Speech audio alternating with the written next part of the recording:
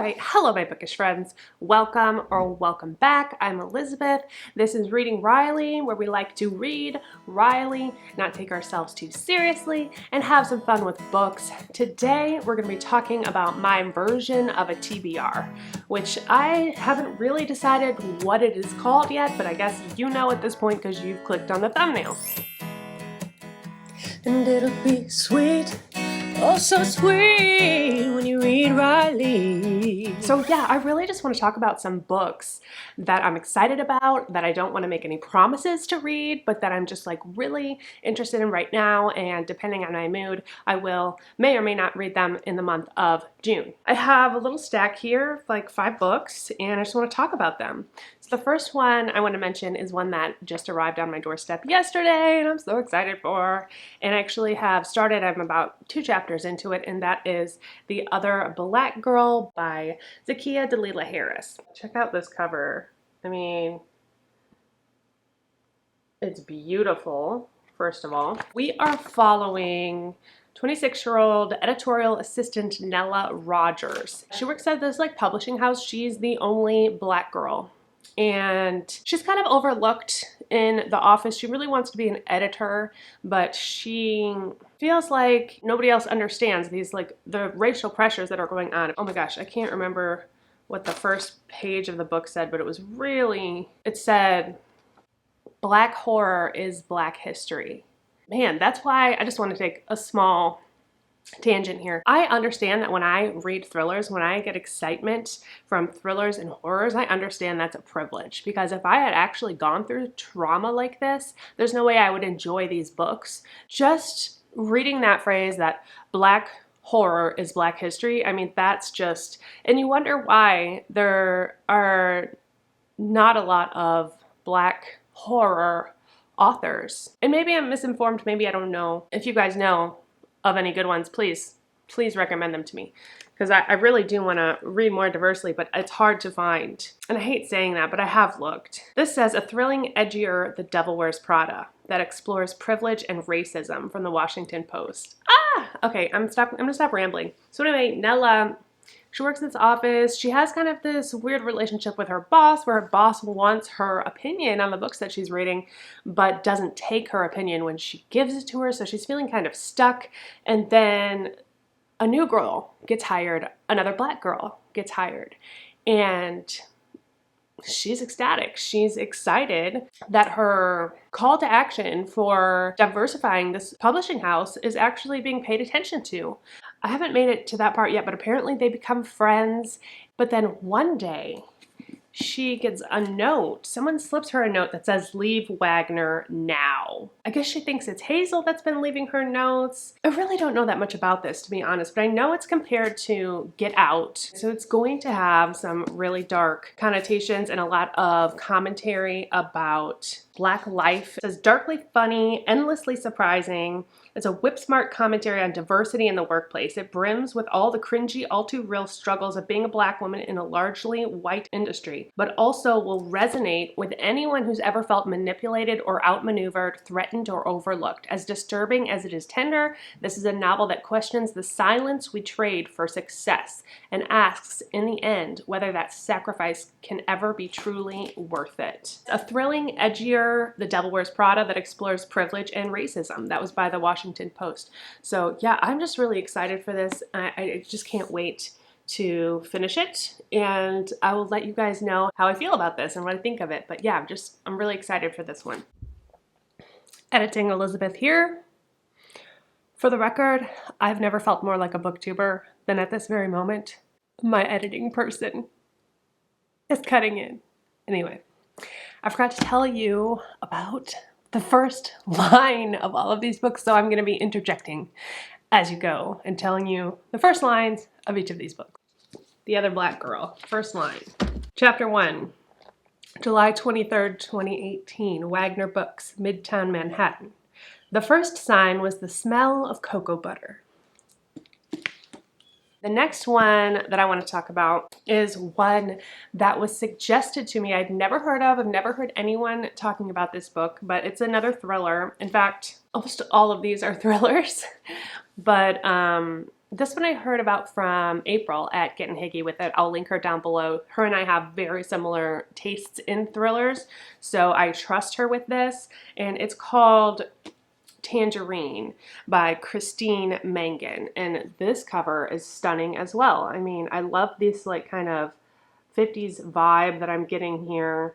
And the color scheme, I just think it's gorgeous. It says, if Donna Tartt, Gillian Flynn, and Patricia Highsmith had collaborated on a screenplay to be filmed by Hitchcock, that's what this book would be. And that's blurb by Joyce Carol Oates. So that alone, I mean, sounds amazing. So what's this about? I don't really know. I know it's set in Tangier. Let's see, it says the last person Alice Shipley expected to see since arriving in Tangier with her new husband was Lucy Mason. Oh, I think this is like an obsession one. After the accident at Bennington, the two friends, once inseparable roommates, haven't spoken in more than a year, but here was Lucy trying to make things right and return to their old rhythms. And then it says, a familiar feeling starts to take over Alice, and she feels controlled and stifled by Lucy at every turn. And then Alice's husband, John, goes missing. And Alice starts to question everything around her. Yeah, that's all I need to know. First line, it takes 3 men to pull the body from the water. Yes, I like it. Because that makes me think, that makes me wonder, what body is in the water? Curious. Oh yeah, a dark and truly haunting tale of friendship and obsession. So April loves this and talks about it all the time, so I think I will too. So I'm really excited to get into that. Next, I have one that I've been sleeping on that I just really need to get to, and I finally got a copy of it, and that is the Southern Book Club's Guide to Slaying Vampires by Grady Hendrix. And this one, when this came out, I was like, I'm not interested in a vampire book. Like, I'm just not, I don't want to read about vampires. I've recently learned more about it. What really drew me into this was the kind of middle-aged women having a book club. Because, hi, I can relate. From what I know, these women have this book club, and there are some of them within that aren't really vibing. So they spread off and start their own book club, and they want to focus on true crime books and mysteries and thrillers. Yes, please. Then something happens with a vampire. Someone moves in, or they get to know some guy, and one of them suspects he's a vampire. That's all I know. First line, this story ends in blood. I like that. That's a good one. That's literally all I know. I think it's supposed to be a horror. The cover's gorgeous as well. I think it's going to be good. I have not read any Grady Hendrix yet, so looking forward to this. And then next, I just finished I'm Thinking of Ending Things by Ian Reid, and I loved it. So I'm really interested in getting into this one by him called Foe. From what I understand, it has the same kind of psychological, eerie, weird, quirky vibes. So I have really no idea what it's about, but I'm here for it. And Ian Reid's second haunting philosophical puzzle of a novel. I mean, I really don't need to read more than that. Set in the near future, Junior and Henrietta live a comfortable, isolated life on their farm. One day, a stranger from the city arrives with alarming news. Junior has been randomly selected to travel far away from the farm. Very far away. Is this space? Is it aliens? I don't know. The most unusual part, arrangements have already been made so that when he leaves, Henrietta won't have a chance to miss him because she won't be left alone, not even for a moment. Henrietta will have company, familiar company. Huh. Okay, so I'm guessing, is this like a body snatcher? Are they like, I'm getting Black Mirror vibes. Are they leaving her with like a copy of her husband? I don't know, but that sounds really good. First line. 2 headlights. Not great.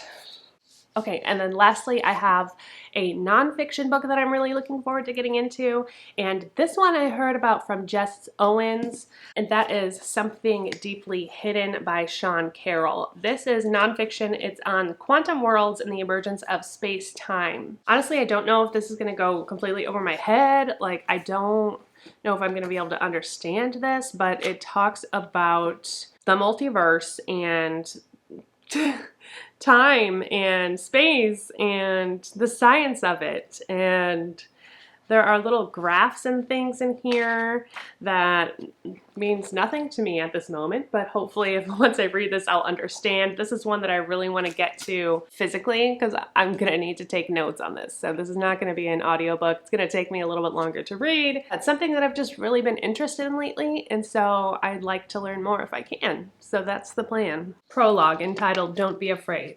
You don't need a PhD in theoretical physics to be afraid of quantum mechanics, but it doesn't hurt.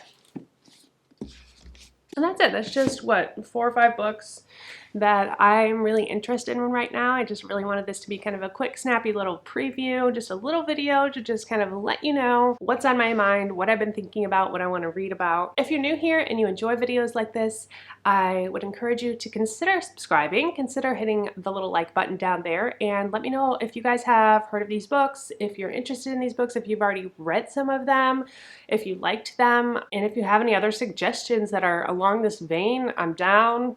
I always love hearing about books. That's going to be it for today. Thank you so much. Also, I always have my other social media and stuff linked down below, and I'll also link anyone I've mentioned down below. All right, y'all. I will see you next time. Thank you so much. And don't forget that life is short, so read Riley. Cheers.